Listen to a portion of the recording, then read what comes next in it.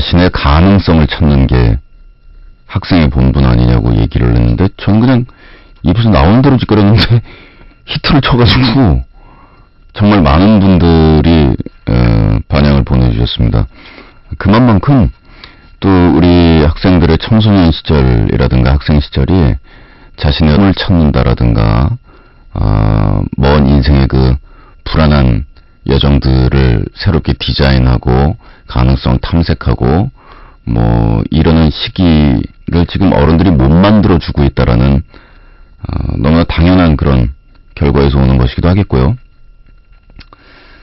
또 그만큼 그 꿈이라든가 미래에 자기 되고 싶은 거, 이거에 대해서 의논하고 싶은 주위의 대상이라든가 이런 사람들이 절대적으로 지금 부족하다.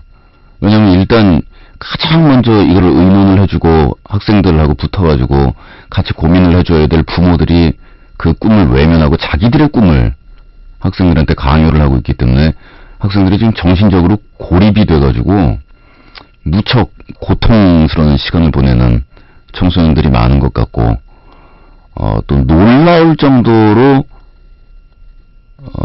정말 믿어지지 않을 정도로 자신의 자녀에게 너 하고 싶은 일이 뭐냐, 너 되고 싶은 건, 네 꿈이 뭐냐를 단 한 번도 물어보지 않은 부모.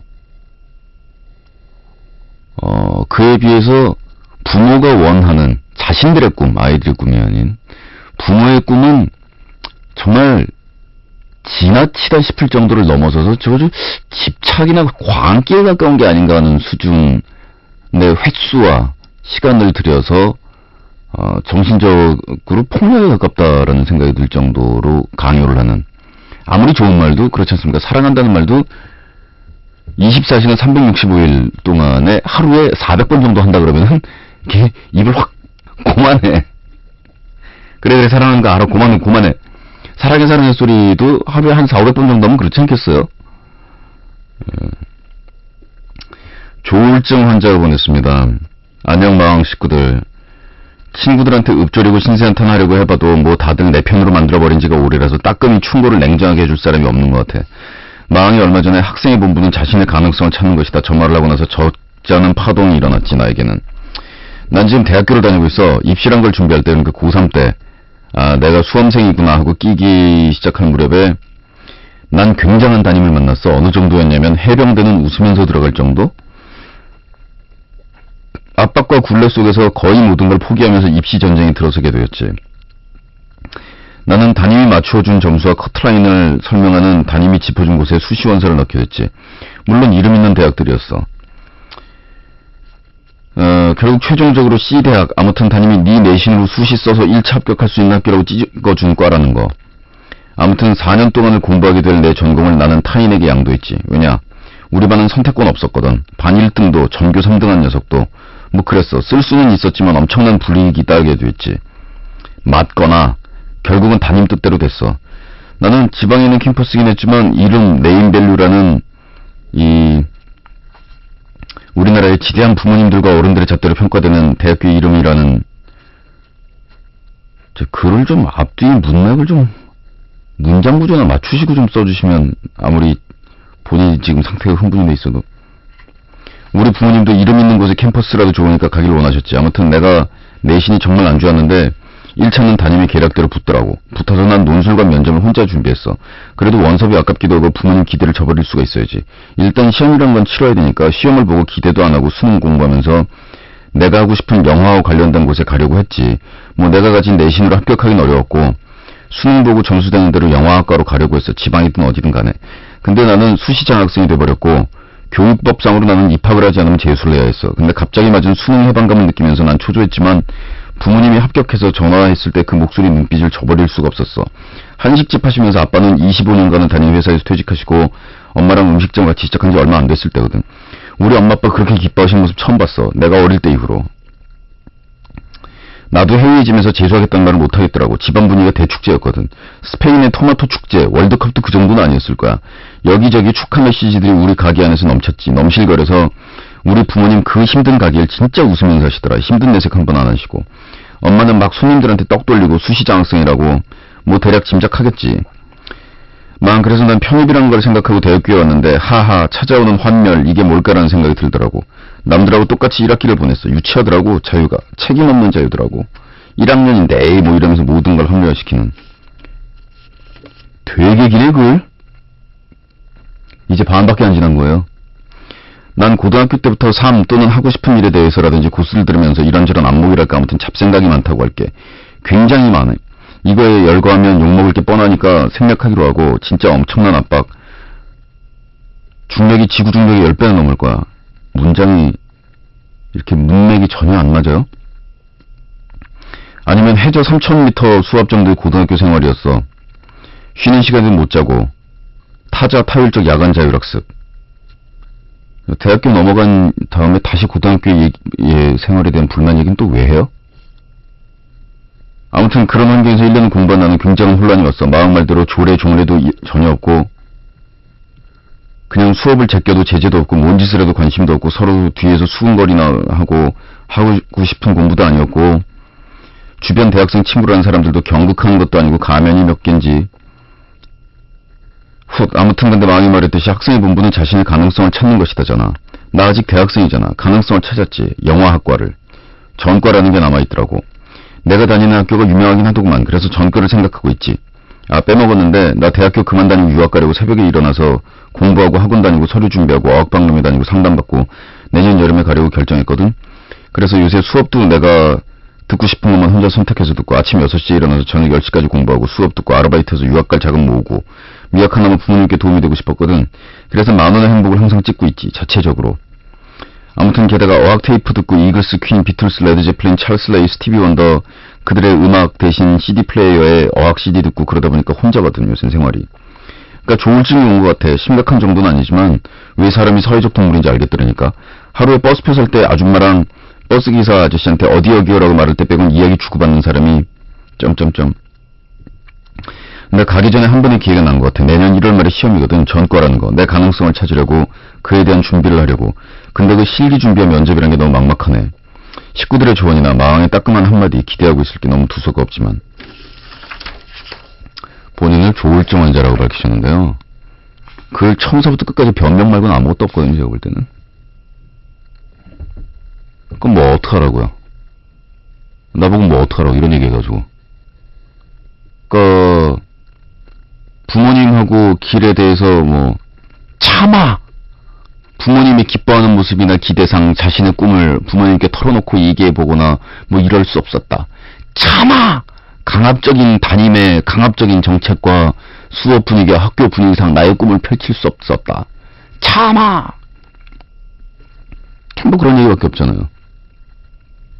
핑계 없는 무덤 없어요. 그래서 본인은 지금 영화를 하겠다라고 뭐 유학이니 전과니 뭐니 이렇게 준비하신다 그러는데 첫째, 영화 하는 사람들이 전부 영화학과 출신이 아닙니다. 특히 영화계라는 데가 온갖 종류 출신 사람들이 다 모이거든요. 그런데 영화예술이라는 게 어쨌든 협력 작업이 중요하기 때문에 영화계가 와샤샤하고 뭐 뭉치고 이렇게 액션하고 막 이러는 음악계는 늘 잠잠한 거에 대해서 사람들이 그렇게 얘기해요. 음악은 혼자 해보는 그만인데 영화는 절대 그렇지 못하기 때문에 대인관계라든가 이런 것도 중요하고 팀플레이 하는 것도 중요하고 그러니까 영화를 하는 길이 과연 지금 본인이 선정한 거 이 길밖에 없느냐. 그 다음에 유학을 가시든 전과를 하시든 뭐든 모르겠어요. 그래서 부모님하고 담임 때문에 그냥 떠밀리듯이 대학생활 여기까지 온 게 짜증이 나서 나 해보고 싶다. 다 좋은데 일이 그래서 어떻게 풀리느냐가 문제가 아니고 현재 상황 자체를 즐길 수 있는 그런 면이 너무 약한 것 같아요. 그러니까 현재 상황을 즐긴다라는 게 꼭 현재 상황에 안주한다라든가 아니면은 현재 상황에 주저앉고 만족한다라든가 뭐 이런 거를 뜻하는 거는 아니거든요. 근데 현재 짜증나는 면이 있어도 야, 한 발 가까이 왔다. 그럼 또 그거 생각하면 즐겁고 알바를 해도 즐겁고 부모님한테 또 뭐 이러면서 즐겁고 어쨌든 고등학교 때 그 지긋지긋한 담임 꼴은 안 봐도 되니까 이제는 내 꿈 내가 생각해서 내가 실천하면 되는 진짜 어른이 되는 느낌이 되니까 즐겁고 근데 찾아보려면 즐거운 요소는 얼마든지 있는데 문제는 이렇게 칙칙하게 살아가지고 뭐 무슨 영화를 하겠다는 건지 잘 모르겠어요. 칙칙한 영화가 나올래나 보죠. 그러니까 과거사에 대해서는 핑계가 너무 많으시고요. 현재에 대해서는 너무 즐길 줄은 몰라요. 담임이 그렇게 얘기를 했던, 부모님이 무슨 뭐라고 얘기를 했던, 어떻게 됐던 전부 자기 책임이거든요. 자기 장래에 관한 일은. 나중에 변명이 안 통해요. 엄마 아빠 때문에 어쩔 수 없었다 뭐. 엄마 아빠가 내 평생 살아줄 거 아닌데. 뭐 그래놓고서 이제 모든 건 결과론이라서 그렇게 자꾸 핑계를 돌리기 시작하면은 나중에 영화 했다, 배고프다, 되는 일 없다, 나이만 한 40, 50 넘어갔다. 그런 다음에 엄마 원망할걸요. 왜 안 말려줬냐 막 이러면서. 그래서 뭐 어쨌든 영화라는 것도 그렇고 예술계통으로 그쪽으로 나아간다라는 얘기는 나중에 자기 스스로한테 질문을 해봤을 때 생각한 대로 하고 싶은 일을 했지만 성공은 못했다. 그럼 그것만으로도 오케이 할 수 있는, 그것만으로도 그냥 됐다, 후회 안 한다, 성공 못했지만 결국 이 일을 못했으면 나는 지금보다도 훨씬 더 불행했을 거다 라고 대답할 자신이 있어야 하는 일인데 가뜩이나 어려운 일 많거든요. 예, 특히 즐겁게 지내시는 방법을 좀 터득하시기 바랍니다. 똑같은 일도 이게 짜증스러워, 저게 짜증스러워, 이게 짜증스러워 라고 이야기하는 것보단 이것도 고맙고 저것도 고맙고 오케이, 내가 하고 싶은 영화에 한 발 다가섰고. 어때요? 지금 고3 때 부모님하고 선생님 사이에 낑겨가지고서 숨도 못 쉬고 있을 때보다는 훨씬 다가섰네요, 하고 싶은 영화에. 그럼 아자아자 화이팅 하고서 씩 한번 웃어줘야지 뭐 그렇게 짜증나고 분한 게 많고 그냥 고3 때 그 강압적인 수업 분위기를 막 그래서 지긋지긋해 하는 건 알겠는데 그게 지금 자기가 영화를 하고 있지 못한 이유가 돼야 되나요? 이유는 본인한테 있는 것 같은데, 올 땐. 버려진 아이디가 보냈습니다. 자식 같지 않은 자식. 마음 안녕, 인사부터 꾸벅. 내 소개부터 할게. 부모님 물음표 들과 오빠 하나 강아지와 함께 하고 있지. 우리 아빠 물음표. 넌 약주를 좋아하셔. 근데 술은 모두가 알다시피 사람을 X로 만드는 신비스러운 약이지. 이 신비스러운 약 때문에 난 놀라운 약을 알게 됐어. 2006년 6월 29일 새벽 2시경의 일이야. 후후, 내 생일이야. 난 여느 때와 같이 방에서 자고 있었고 그날 우리 아빠는 약주를 하고 오셨었나봐. 난 2시쯤에 아빠의 큰 목소리에 문득 잠에서 깨어 다시 잠을 취하려고 노력하던 중 듣지 말아야 할 것을 들었지. 아빠 왈. H는 왜 자식 같지가 않지? 쟨 내 자식 아닌 것 같아. 딸같이 느껴지지도 않고 자식같이 느껴지지도 않아. 엄마 왈. H 듣겠어. 얼른 자. 아, 이거 술 취해서 그냥 하는 소리가 아니야. 정말 H한테 정 떨어져. 그리고 아빠가 말한 후 우리 오빠가 내 욕을 하기 시작하더니 심지어 우리 엄마까지 내 욕을 하더라. 난 이 욕들을 자장가 삼아 들으며 소리나지 않게 울고 또 울고 1시간 정도 울고서 눈 떠보니까 아침이더라. 내가 내 생일날 처음 들은 말은 자식 같지 않아라는 말이었어. 그리고 6월 29일 난 우리 아빠 물음표와의 관계에 끝이 나고 오빠와 엄마와는 서먹서먹해졌지. 미안, 이제 결론부터 말할게. 요즘은 오빠와 엄마는 예전처럼 친해. 근데 문제는 아빠야. 아빠는 평소에 날 가장 좋아한다고 하고 그랬는데 그 말 들으니까 배신감 같은 게 밀려와서 그런지 요즘도 아빠랑 대화는 안 하고 크크, 나 너무 힘들어. 이러다가 버려지는 건 아닌가 하는 생각도 들어. 이런 생각을 하는 나 아직 어린가 봐. 나 그날 이후로 아빠랑 마주 앉아서 밥 먹은 적 한 번도 없어. 나 다시 아빠랑 친해지고 싶은데 자꾸 자식 같지 않다는 말에 아빠라고 부르는 것도 어려워. 아, 정말 나 죽고 싶다. 우리 가족한테 나는 뭘까? 사람이 주워 담을 수 있는 실언이 있고 주워 담을 수 없는 실언이 있는데 아무리 취중이라고 한들 변명의 여지가 없는 큰 실수를 아버지가 하신 것 같으네요. 이럴 때는 그냥 확 벌리세요. 그 부모와 자식 간의 말입니다. 누가 먼저 모범을 보여야 되느냐 그러면 부모인 게 맞거든요. 그리고 똑같이 잘못했다 치고받고 싸운다 그러면은 부모 쪽의 잘못이 더 큰 거거든요. 자식은 자식만큼의 역할만 하면 되거든요. 부모를 감싸고 부모의 잘못을 막아주고 부모까지 커버할 필요는 없는 거거든요. 그런 자식들도 있죠, 물론. 효자 효녀들 좋은데 효자 효는 좋은 거지만 본인이 효자 효녀에 해당이 안 된다고 해서 뭐 그게 뭐 잘못된 건 아니거든요. 그리고 담아놓고서 영원히 침묵할 수 있으면 담아놓고, 그게 아니고 아버지 늙고 병들고 자기 이제 다 어른 되고 난 다음에 그때 큰 소리 치고 나오고 결국 뒤집어 나올 것 같은 얘기면 차라리 지금 봉합의 가능성이 있을 때 벌리는 게 낫습니다. 확 털어버려요. 털어버리고 잊으라는 게 아니라 들이대라고요. 뭘 잘못했는지를 알아야 상대방 얘기를 들어봐야 될 거 아니에요. 그래서 난 아빠가 아빠 같지 않은데, 왜냐하면 아빠가 내가 자식 같지도 않고 내 자식 아닌 것 같다고 그러고 딸같이 느껴지지도 않는다 그러니까 나도 요새 아빠 같이 안 느껴진다. 어떻게 생각하냐. 무슨 소리냐. 6월 29일 날 새벽 2시에 얘기하지 않았냐. 그냥 훅 까버려요. 그게 지금의 상황보다는 터지든 아물든 더 낫다라는 생각이 듭니다. 차라리 상처가 덧나면 수술이라도 하고 상처가 가라앉으면 반창 하나 붙이고 끝나지, 끙끙 앓다가 지금도 상처는 계속 시간 갈수록 점점 더 벌어지고 있거든요. 최소한 자기가 아빠를 용서할 수 있는 꺼리라도 필요한데, 최소한 아빠 입에서 술 먹고 아버지가 실언했다, 미안하다, 아빠 마음 정말 그게 아니다, 이런 말이라도 들어야 무슨 기댈 때가 있어. 소도 언덕이서에 비빈다고 용서를 하고 분위기를 전환할 국면을 만들어야 뭐 넘어가죠. 대화가 필요해? 이번엔 그냥 잡담심으로 써볼까? 나는 엄마 아빠에 대해서 대화를 많이 안 하는 편이야. 아니 본래 말이 많은 편이 아니야. 일상적인 대화는 많이 하지만 내 생각에 관한 거나 진지한 얘기는 거의 전혀 안 하고 살았지. 해봤자 부모님 쪽에서 얘기하는 편이고 난 내 생각에 대해서는 거의 말을 안 했거든. 어렴풋이 나하고 부모님 생각하고 많이 다르다는 건 알고 있었어. 가장 사소한 것에서부터 진지한 문제까지. 내 생각을 얘기하면 어떤 반응이 나올지 대충 알 것 같아서 얘기를 안 했던 것도 같아. 최근에 좀 일이 있었어. 생애 처음으로 팬카페라는 곳에서 활동을 했는데 거기서 사람들 알게 되고 연락하고 그렇게 됐거든. 근데 제일 뻔질나게 문자고 전화했던 어떤 오빠랑 밤에 통화를 했는데 그걸 엄마 들은 거야. 한밤중에 웬 남자애하고 통화하냐고 진짜 미친 같은 반응을 보이더라. 그 오빠 폰번호 알아내서 전화 될 때까지 전화 걸고.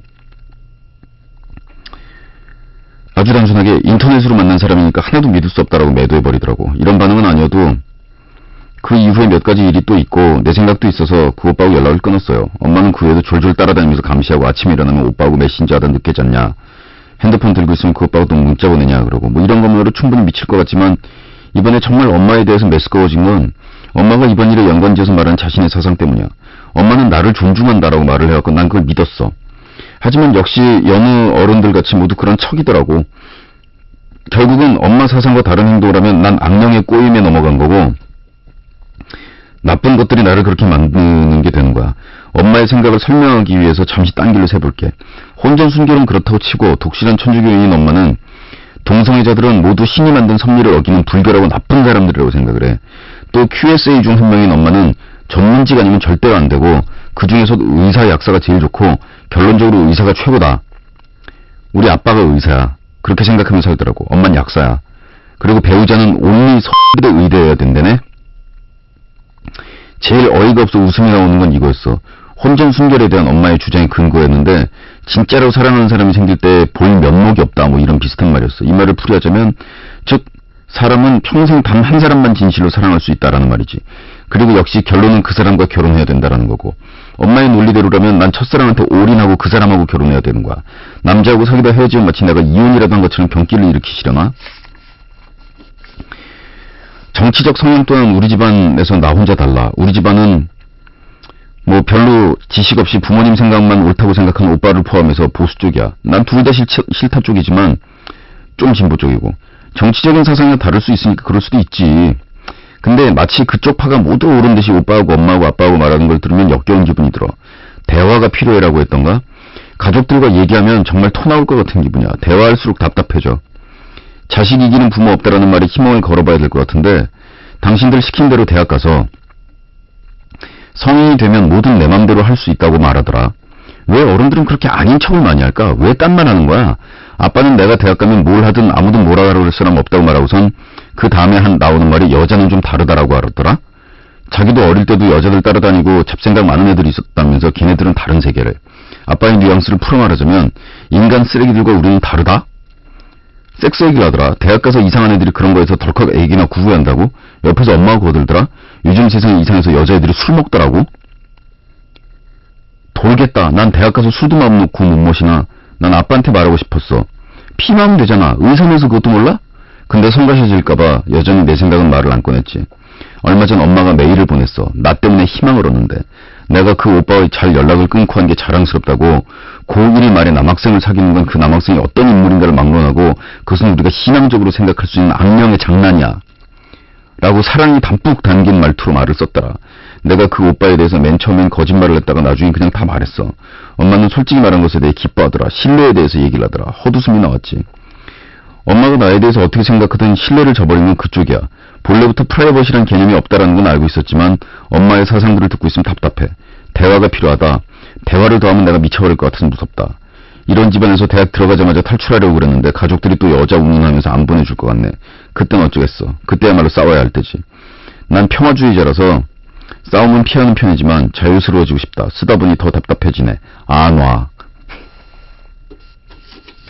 고등학교 1학년이시죠? 보수적인 가치관을 가지고 계신 부모님과의 생각의 편차가 너무 커서, 그래서, 대화를 하면 할수록 뭐가 이렇게 좀 통하고 막 이래야 되는데, 오히려 더 돌아버리는, 이런 경우도 있는데, 그냥 약간 희망적인 얘기를 하나 하자면, 자녀가 미성년자일 때 부모님이 오바를 떨다가 성인이 된 다음에 슬며시 풀리는 경우도 있습니다. 그 뭐냐면, 전 우리 아버지가 욕 안 하는 사람인 줄 알았거든요. 알고 봤더니 욕 대차게 하는데, 애들 보는 앞에서 안 하려고 그런 거야, 그냥. 뭐 이런 거 있잖아요. 그래가지고 어릴 때는 막 붙잡고서, 어디를 입에서 욕 같은 거, 그럼 아주 나쁜 사람이고, 이 인간 쓰레기고, 그런 쌍욕이나 입에 달고 다니고 그러면 절대로 안 되는 거야! 우리 엄마 막 그래놓고, 나중에 볼 때 욕할 때 보니까 우리 엄마 껄쭉하게 하는데, 왜냐면 애니까. 그래놓고 이제 제가 뭐 말할 때, 이란, 에라이. 뭐 나오면, 옆에서, 말 좀 걷게, 뭐 이러지, 어디서 그런 말을 해! 이제 이러진 않는다고요. 그래서 좀 나아지는 부분이 있을 거고요. 그 다음에 근본적으로, 이, 어머니 아버지의 살아온 과정하고, 주위에 또 전문직 종사자라는 게 그래요. 딱 그 자기 직업 테두리 안에 갇혀가지고, 굉장히 좁아지기 쉬워요, 사람이. 근데 어머니 아버지 같은 경우는 좀 전형적으로 그러신 경우인 것 같은데, 어쩌다 딸내미는 이렇게 고스를 들어서 이렇게 돼버렸구나. 어떡하면 좋냐. 근데, 그렇게 생각을 해보세요. 다 성장한 딸내미를 방 안에다가 쇠사슬이나 족갑 같은 거를 채워가지고서 입에다가 재갈을 물려가지고 천장에 매달아 놓을 수는 없어요. 그런 거고, 그 다음에 길이 나게 돼 있어요. 그 다음에 부모님의 생각은 평생 안 바뀔 테니까 상종을 하지 말자. 라고 생각을 하시면 좀 일러요, 아직까지. 고등학교 1학년이시죠? 우리 부모님은 70살이 넘으셨는데, 아직까지도 사고방식이 계속 바뀌고 계세요. 그리고 옛날하고 다르게 생각하는 게 분명히 있고, 요즘에는, 우리 때는 그렇게 생각했는데, 우리가 생각을 바꿔야 되는 문제인 것 같더라, 뭐 이러는 부분도 계시고. 근데 그게, 한번 바뀌기 시작하면, 이제 그 유연성을 슬슬 획득을 해가면서 가는데, 우리 부모님 세대들 가운데서는 그 유연성을 획득하는 과정이 참 어렵고, 힘든 그런 과정입니다. 절대로 안 되고, 생각에 탄력을 갖지 못하고, 그러니까, 보수적이다라는 게 나쁜 게 아닌데, 보수적이면서도 생각에 탄력성이 있는 보수적인 생각이 있고, 또, 진보적이라고 이렇게 개방적인 것 같지만, 탄력 없는 진보는 교조주의라고 불리게 되죠. 그것도 또 지 말만 옳다라고 얘기하기 시작하면 밑도 끝도 없단 말이에요. 그러니까 아직 고등학교 1학년일 때는 어머니 아버지하고 의견을 이제 좀 들어야 되는 입장으로 처하기가 쉽고 동등한 발언권을 잘 안 주죠, 우리나라 가정에서는. 지금 한참 짜증날 때입니다. 그리고 야, 이대로 가다가는 정말 대학 들어가도 우리 엄마 아버지는 나를 안 풀어주겠구나. 보통 엄마 아버지가 어떻게 집안 분위기를 후드려 잡든지 간에 본인이 싸우다 지쳐서 포기를 하는 거지. 본인이 난 그렇게 못 산다고 얘기를 하는데 부모님이 자식을 이길 방법이 없어요. 조금 더 편하게 생각을 하시고, 그리고 여유와 유머가 없는 거는 이렇게 되면은 본인도 똑같아요. 엄마가 이렇게 얘기할 때, 우리 엄마 이렇게 얘기할 수밖에 없지. 그렇지, 우리 아빠가 말 저렇게 하지 뭐 어떡하겠어. 그리고 그냥 키득키득 웃으세요. 지금은 정말 우리 엄마 아빠 말하는 저대로 나까지 살아야 되나라는 그 짜증과 불안 때문에 그런 건데, 본인은 그렇게 살게 되지 않을 거거든요. 자기가 그런 삶을 택하지 않는다면. 이제 본인이 엄마 아버지가 얘기하는 그런 삶을 택하지 않았을 경우에 동네 사람들이 몽땅 모여가지고 멍석말이를 해가지고서 이 부모 말 안 듣는 뭐 이런 게 다 있냐고 이래가지고서는 어디 강물 위에 떠오른다 뭐 이런 단계는 넘어왔거든요, 우리 사회가. 예. 그리고 무슨 뭐 오빠가 그래서 말 안 듣는 집안 망신 시키는 여동생한테 뭐 자살 강요 뭐 이런 종교가 지배하는 나라도 아니거든요. 그러니까 조금 여유를 가지고 이럴 때는 한 발짝 한 호흡만 딱 쉬고, 피곤하긴 하겠지만 내가 원하는 방식대로 더더욱 나는 내가 원하는 삶을 살리라 라고 생각하시고 엄마 아버지 보시면 씩 웃으시면 돼요. 오히려 내가 지금 어떻게 살렸는지 알고 있으면 우리 엄마 아버지 우리 오빠는 기절을 하겠지만, 그래 뭐 제껴라 뭐 어떡하겠어요. 그럴 경우에 말이에요, 그럴 경우에 엄마 아버지 소원 들어줄 거를 포기하면은 되게 인생이 쉬워지거든요. 우리 왜 이렇게 가족에 대한 불만이 쏟아지냐, 이번 주에는. 어디서 써야 될지 모르겠지만 상황 설명부터 할게. 17살 고1이고 평범한 가정의 아들이야. 어렸을 때 정말 가난해서 강북에서 제일 집값 싼 달동네에서 살다가 초등학교 졸업할 때쯤 동네로 왔어. 부자 동네는 아닌데 교육열이 높다고 일로 왔대나. 그래서 중학교는 여기서 다녔어. 처음에는 성적이 반에서 한 90등? 99등, 10등 했는데 순전히 우리 엄마 차원에서 별로였다는 얘기야. 왜냐면 내가 어렸을 땐 똑똑한 소리 많이 듣고 책을 좋아했거든. 그래서 기대가 컸던 데다 엄마 아빠는 공부를 진짜 잘했다는 거야. 그러니까 내가 노력을 안 했다는 얘기지. 솔직히 말해서 그땐 공부하면서 놀 땐 놀았어. 하지만 그때 이후로 진짜 열심히 했는데 그 다음 시험부터는 정말 거짓말 안 하고 한 시험마다 평균이 1, 2점씩 올랐어. 중3 때는 반에서 3등 정도. 근데 문제는 부모님의 반응이야. 우리 엄마 아빠 둘 다 진짜 찢어지게 가난 어린 시절을 지내는데 엄마는 고등학생 때부터 직장 다니면서 동생 학비 대주면서 대학을 갔어. 그리고 아빠는 자기 말로는 고2 때까지는 진짜 반에서 1등 했는데 갑자기 집에 소송에 휘말려서 그 후로는 심란해서 공부를 못했다는 거야. 그래서 자기들은 머리도 좋고 진짜 열심히 했는데 너는 뭐야 뭐 그렇게 못나 전교 1등도 못하냐는 거야. 장난해? 그럼 진짜 어려운 사람들 중에 좋은 대학 간 사람 뭐야? 게다가 집안이 소송에 휘말렸는데 왜 자기까지 공부를 못해? 그럼 상식적으로 자기 의지가 약한 거라고 해야 맞는 거 아니야? 좋아, 여기까지는 100번 양보해서 그렇다고 할 수 있어. 진짜 원하는 건 내 노력에 대한 태도야. 난 중학교 1학년 전까지는 학원도 한 번 안 갔어. 중학교 들어와서 내 실력이 부족하다고 뼈저리게 느껴서 지금은 전국 모의고사 보면 상위 1%나 2%로 나와.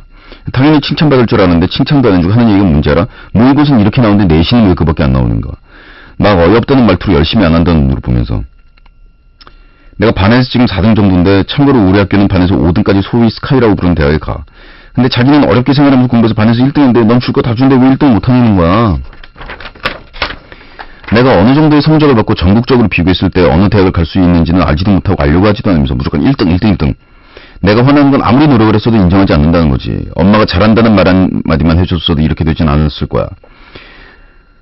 또 집안 분위기가 불신이야. 내가 찌질이는 아니고 친구도 잘 사귀는데 엄마가 하도 닥달을 하니까 딴 데도 못 가고 집안에 붙들려 있어.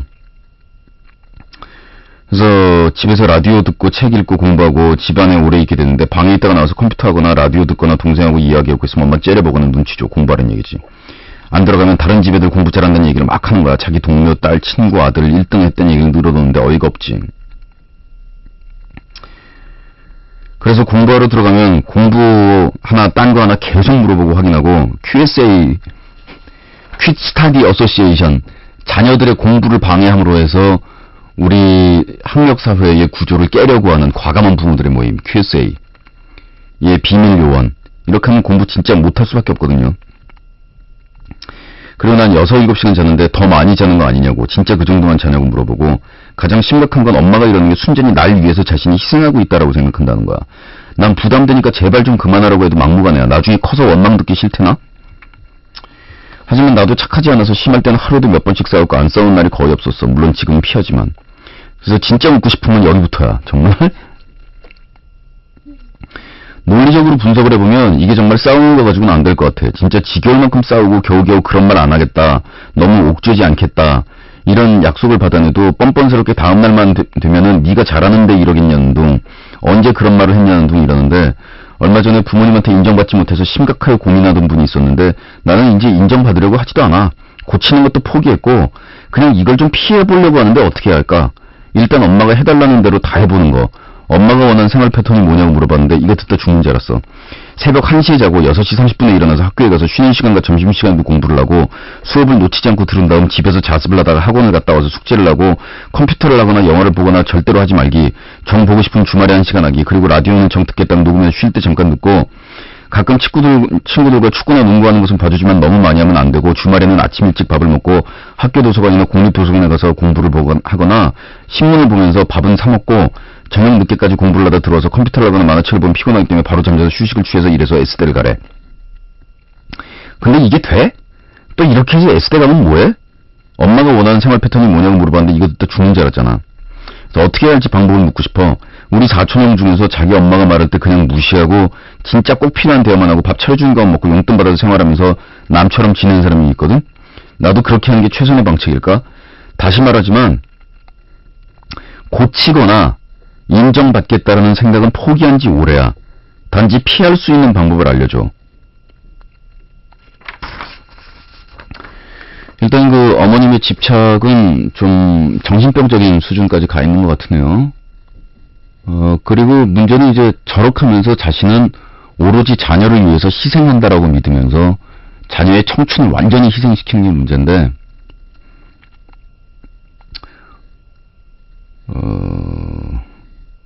이건 여담인데,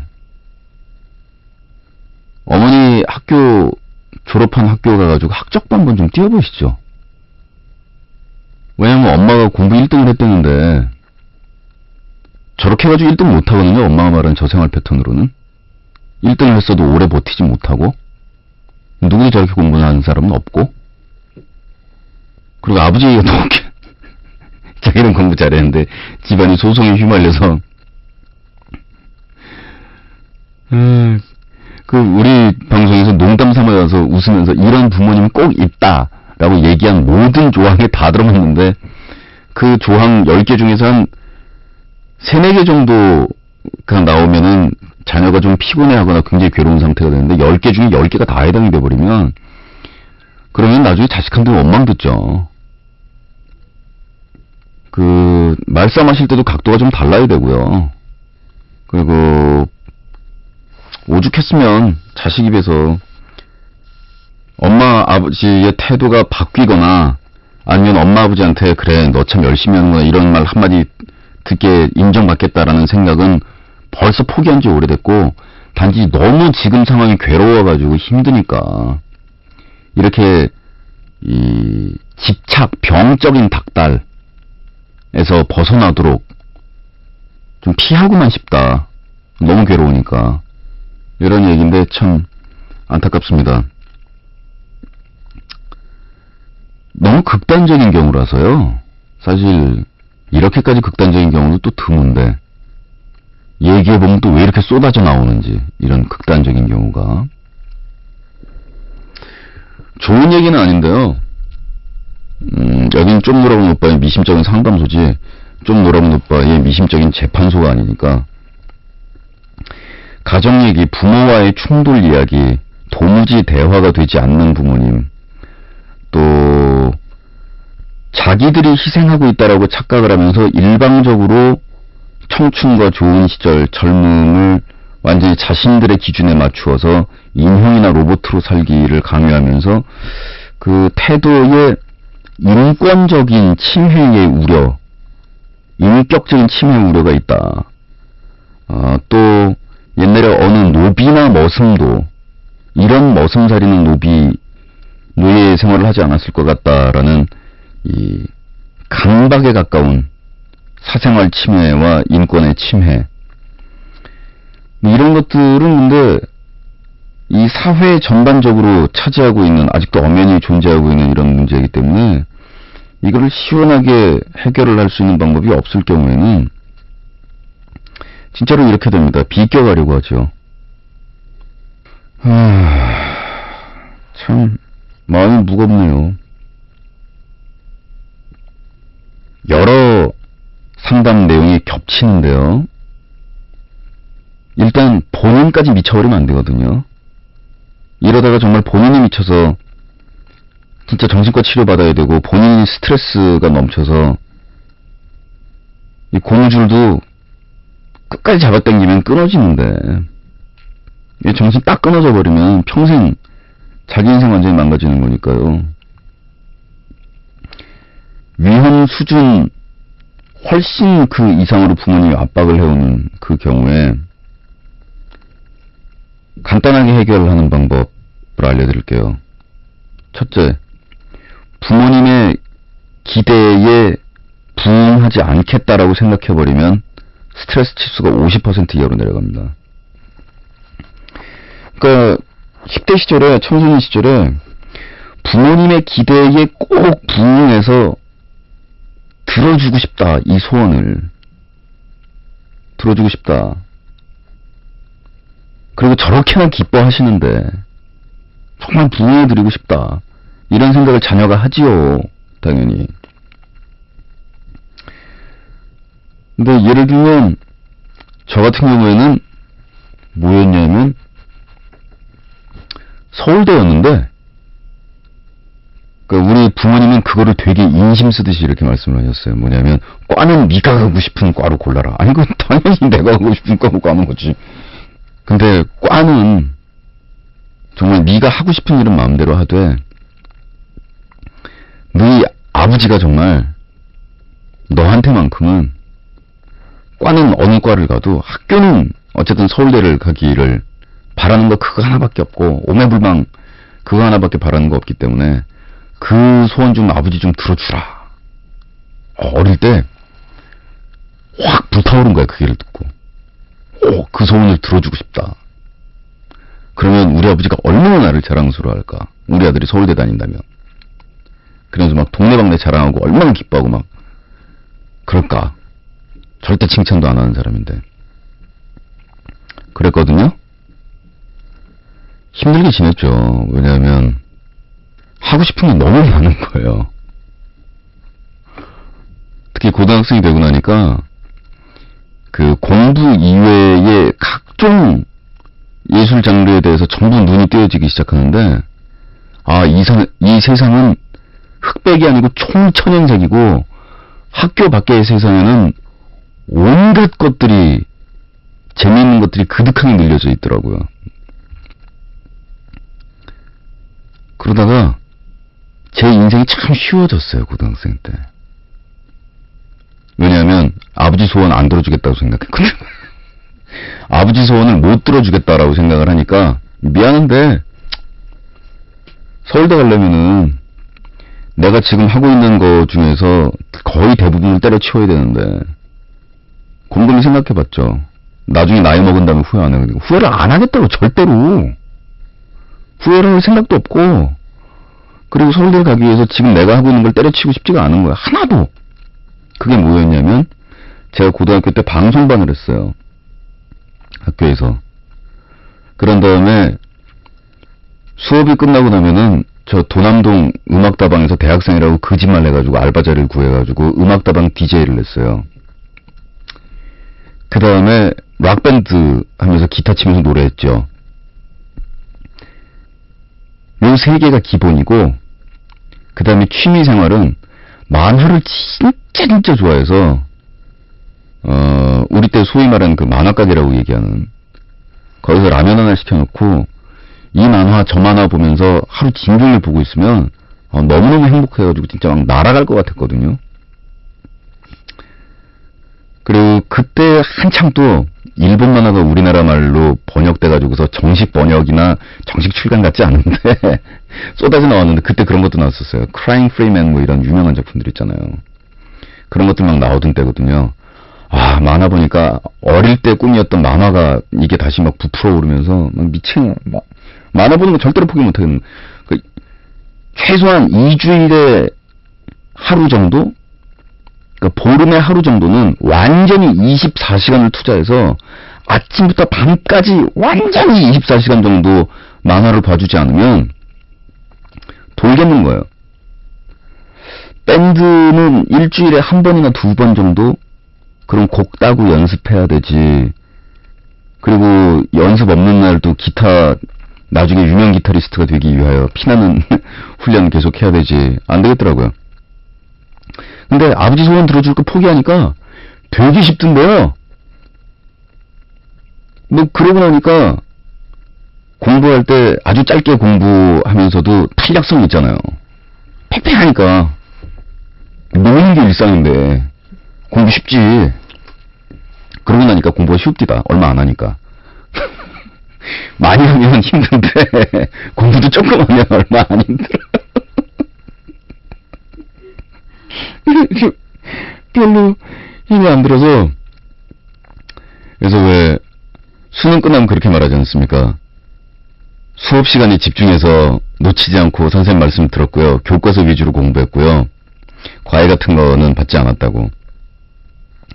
수업 시간에 저는 무조건 자야 했으니까 수업 시간에 당연히 수업을 못 들었고, 수업 시간에 수업을 못 들었으니 교과서 위주로 공부하려면 만무하고 당연히 참고서 위주로 공부했고, 수업 시간에 수업 한 번도 제대로 들어본 적 없고, 수업 시간에 책상 밑에다가 무슨 다른 소설책이나 뭐 이런 거를 놓고 봤으면 봤을지언정 진짜 수업 제대로 들은 적 한 번도 없는 것 같아요. 지금 내일 모레가 40인데 지금 제 고교 생활을 생각해보니까 근데도 억울한데, 남들이 들으면 너 고등학교 때 할 짓 다 할까 막 이럴 거예요.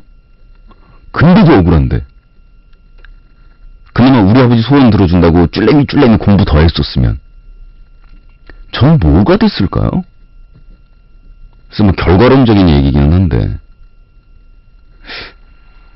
자, 첫 번째 요령, 부모님이 여기에 부응해달라라고 얘기하는 기대치. 예, 알겠습니다. 노력하겠습니다. 하고 귓전으로 흘린 뒤에 거기까진 나는 미안하지 못한다 라고 딱 마음을 정하고 있으면 그런 마음이 편해집니다. 자기 자신을 속이는 것보다는 덜 비참하죠, 그래도.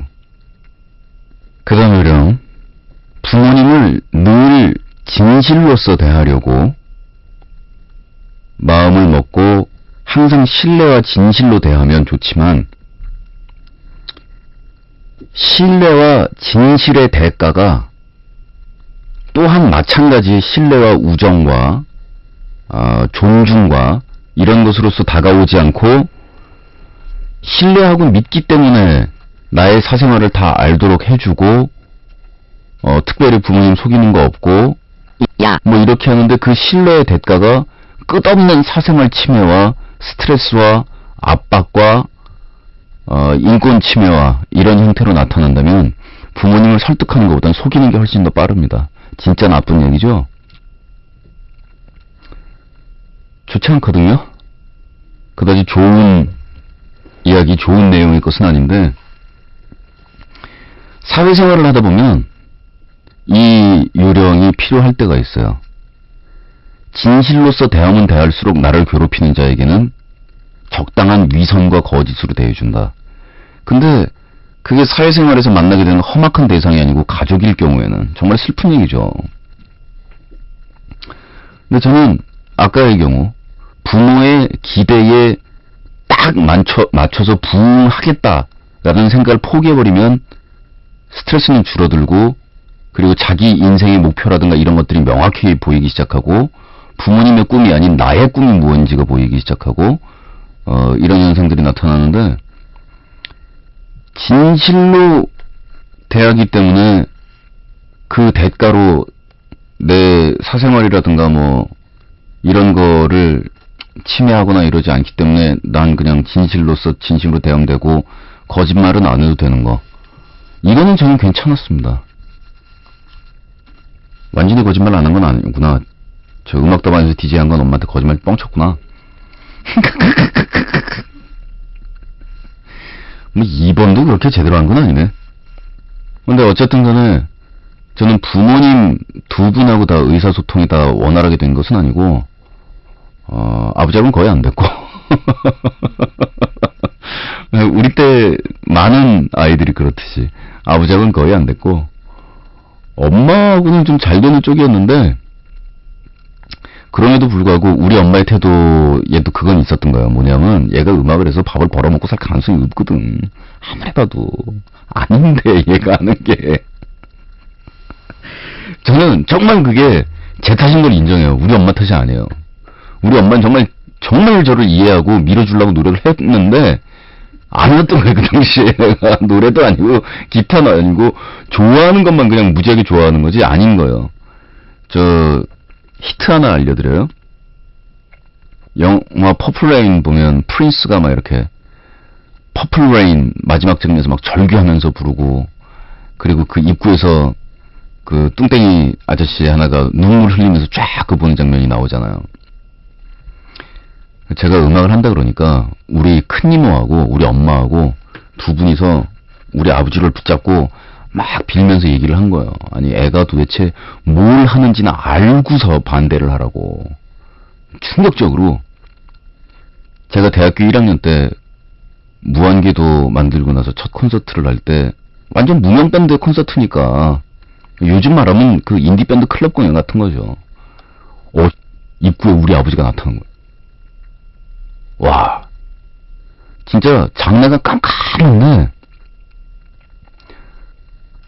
바로 앞에 앉아있는 사람 얼굴도 구분할 수가 없을 정도로 실내가 깜깜한데, 저 맨 뒤에 문 앞에 우리 아버지가 이모하고 우리 엄마랑 딱 들어오는 게 보이는 거예요.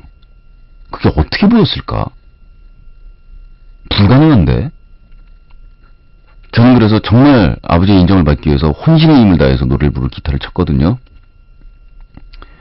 그럼 이제 이게 영화면 아버지 눈에서 눈물이 뚝 떨어지면서 이런 줄 몰랐구나 막 이러면서 이해하게 되는 부자지간 이렇게 가야 될 거 아니에요. 어떻게 될게요? 집에 그날 밤에 딱 갔더니 아버지가 나 음악하는 거를 반대하는 거는 바뀐 게 하나도 없고, 바뀐 건 뭐가 바뀌었냐면 이모하고 엄마가 반대를 시작한 거야. 이제 공연하는 걸 봤는데 너무 아니었던 거야. 너무 아닌 거야 얘기하는 거를. 그래도 지가 좋아하는데 어떻게든지 지가 좋아하는 걸 하고 살아야 될 거 아니냐고. 그래서 우리 아버지를 설득해가지고 큰이모하고 우리 엄마하고 왔는데, 큰이모하고 우리 엄마가 봐도 이건 아닌 거야.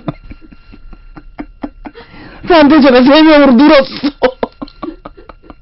공연을 본 다음에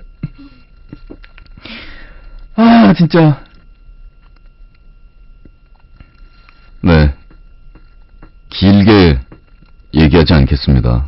알아서 하시겠죠. 그러나 진실을 이야기해야겠다라는 거를 제껴버리면 그 상황을 편하게 만들기는 대단히 쉽습니다만은 기분은 아주 덥거든요. 그리고 오래 쓸 수 있는 방법은 못 됩니다. 그리고 그렇게 멀지 않아서 부모님이 자기 말에 귀를 기울이는 때가 정말 평생 안 올 것 같지만 거짓말같이 옵니다. 그때 서로 너무나 많은 원망과 그 반목과 상처와 이런 것들이 남아있지 않으면 어떻게든지 친족이고 같이 피를 나누는 사이이기 때문에 어느 정도 해소가 되는데 너무 큰 반목과 너무 큰 상처를 서로 더더군다나 이 청소년기에 상처를 부모한테 받거나 이러면 나중에 이제 문제가 되고, 또 지금 청소년기나 젊은 시절 보내면서 부모님 때문에 정말 돌아버리겠다라고 이렇게 말씀하시는 분들께도 제가 그래도 하나 말씀드리고 싶은 건, 오늘 부모님의 압력을 피해 나가는 못된 두 가지 방법. 1. 부모의 기대에 부응하는 걸 포기하라. 2. 부모를 진실로 대하는 걸 포기하라. 아주 못된 방법을 두 가지를 소개해드렸지만, 그래도 당부드리고 싶은 말씀 뭐냐면, 언젠가는 어머니 아버지 꺾어지시거든요. 그리고 얘야 이거 어떡하면 좋겠니라고 자식한테 상의하게 돼 있고, 근데 가만히 놔둬도 결국은 꺾어질 건데, 그거를 강제로 비틀어 꺾어서 상처를 주면, 그럼 나중에 우리 엄마한테 그러지 말 걸 그랬다. 그때 우리 아버지한테 내가 그런 말은 정말 하는 거 아니었는데 하고, 오히려 자기가 나중에는 가해자가 되고 자기가 미안한 마음이 들고 자기가 상처를 받은 만큼 상처를 주고 이렇게 되니까 그것도 또 나름대로 괴로운 일입니다. 무난하게 미꾸라지처럼 슬금슬금 피해가시는 것이 좋겠어요.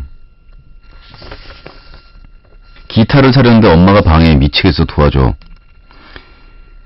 이 글을 올린 이유는 엄마가 내가 기타 사는 걸 방해해서야. 내가 록과 블루스를 들은 지 1년 만에 드디어 기타 살 결심을 하고 미친듯이 돈을 모았거든. 맨날 저녁 굶고 버스 안 타고 걸어다니고 가지고 있던 만화책, 소설책, 게임 CD, 심지어 한 달씩 공들여 만들었던 모형까지. 어떤 고통도 기타 산 뒤 비비킹 흉내낼 생각을 하니 정말 행복했어. 내가 16년 동안 살면서 모았던 모든 컬렉션까지도 몽땅 다 팔아치워서 겨우 15만 원 모았지. 근데 엄마가 기말고사 끝나는 날 부르더니, 너 중간고사 성적이 이따구가 뭐야? 맨날 음악이나 듣고 기타 살 생각이 나니까 그렇지. 기타 살 생각 꿈에도 말어 이러시지 뭐야. 이제 반만 더 모으면 된다는 생각에 분발하던 나는 너무 화가 나서 내 돈으로 살 테니까 10원도 보태줄 필요가 없다고 했지. 그러니까 기타 같은 건 고등학교 졸업하고 야 너 기타 절대 못 사게 할 거야 이러시더라. 정말 미치겠어. 그냥 지를까 생각해보니 기타 학원 다닐 학원비가 턱없이 모자라. 나 이번 겨울방학이 중학교 마지막 겨울방학이라서 고등학교 가면 정말 더 이상 기타 배울 기회가 없을 것 같거든. 이번 중간 때 떨어졌던 성적만 원상복귀시키고 엄마한테 부탁하면 학원비 정도는 대주겠지 생각했는데 꿈이 산산이 부서지고 너무 화가 나서 며칠 동안 가출했다가 붙잡혀서 돌아왔어. 내 외가가 대부분 예술을 하다 몰락했어. 특히 이모는 가수하다가, 엄마의 남동생인 외삼촌은 미술을 하다가, 또 우리 누나는 밴드를 고1 때 하다가 갑자기 성적이 떨어져서 이번 수능을 완전 망쳤거든. 그래서 나도 어느 정도 어머니를 이해해. 하지만 난 그 이해보단 록에 대한 내 열정과 기타에 대한 욕망이 훨씬 수십 배 더 커. 이건 답 없네 뭐. 난 이미 올해 안에 기타를 배우기로 결심했고 절대 이 마음은 흔들리지 않을 거야. 근데 나 기타 살 돈만 있고 학원 수강료는 없어. 아니 기타 살 돈도 모자라. 어떡하지? 독학으로 기타 공부를 하니 쥐뿔도 모르는 내가 하면 기타를 뿜지를 것 같아. 최소한 한 달은 학원을 다녀야 하는데 결국 내게 남은 선택권은 돈을 더 모으는 것과 어머니를 설득하는 것, 그리고 포기하는 것. 이 중에 돈을 모으는 걸 하고 싶은데 한 달 용돈이라고 해봐야 3만 원 정도고, 작년에 했던 신문지 알바도 벌써 자리가 다 찼대. 돈을 꿀 데도 없고 일할 곳도 없고 가지고 있던 돈 되는 물건도 벌써 다 팔아치웠고, 얼마 전부터 버스비 아깝다고 엄마가 자전거 타고 다니겠어. 그렇다고 엄마를 설득하는 건 말 안 해도 알겠지. 맨날 싸우다 그런 말 하는 건 내 남자 최후의 자존심이 허락하지 않아. 난 포기할 만큼은 하고 싶지 않아. 이 글을 쓰면서 눈물이 난다. 초등학교 4학년 때 장학사 앞에서 친구랑 싸우다 유리 깨서 아버지한테 맞은 뒤로는 한 번도 눈물을 흘린 적이 없는데, 요즘은 가출해서 흘리고 엄마랑 싸우다 흘리고 요즘엔 왜 이리도 많이 흘리게 되는지. 내 인생 첫 엄마와의 갈등이고 고민이고 절박한 상황이야. 엄마와의 첫 갈등이겠지. 첫 엄마와의 갈등이면 둘째 엄마와의 갈등, 셋째 엄마의 갈등. 내 인생 첫 고민이야. 마음 좀 도와줘, 헬프. 일단 기타를 사는 거는 그렇다고 치고 보관을 어떻게 할 건데요? 기껏 돈 들여서 샀는데 학교 갔다 와봤더니 기타를 엄마가 산산이 부셔놨더라. 그럼 제 꼴 나는 거거든요? 학교에 기타를 들고 갈 순 없고 기타를 집에 남겨둬야 되는데 그동안 기타를 보호할 방법이 없잖아요. 엄마 2단여 체계로 한 방만 날리면 부셔진대? 기타 치는 그거를 배우고 싶다라는 친한 친구놈 중에서 친구를 하나 찾아서 지금 갖고 있는 15만 원에다가 절반은 네가 내라. 그 대신에 기타를 너네 집에 보관할 테니까 네 기타처럼 쓰게 될 거다. 라는 조건으로 둘이 반반씩 돈을 내서 기타를 산 다음 친구가 학원 가서 배운 걸 친구 집에 가서 배우세요. 됐죠? 모든 문제 해결이 났죠? 그 돈 가지고 기타 살 수 있고 기타는 친구 집에 보관돼 있으니까 친구 집에 놀러가서 거기서 연습하면 되고 엄마는 기타 산 거 모르고 학원비는 안 내고 친구가 학원 갔다 온 거 오늘 뭐 배웠냐? 그리고 친구한테 배우면 되고 뭐 개발이? 너무 나쁜 것만 가르친다. 아, 그게 좀 심각한데? 아, 너무 꼼수만 가르쳤나, 오늘? 예. 청춘이 그런 거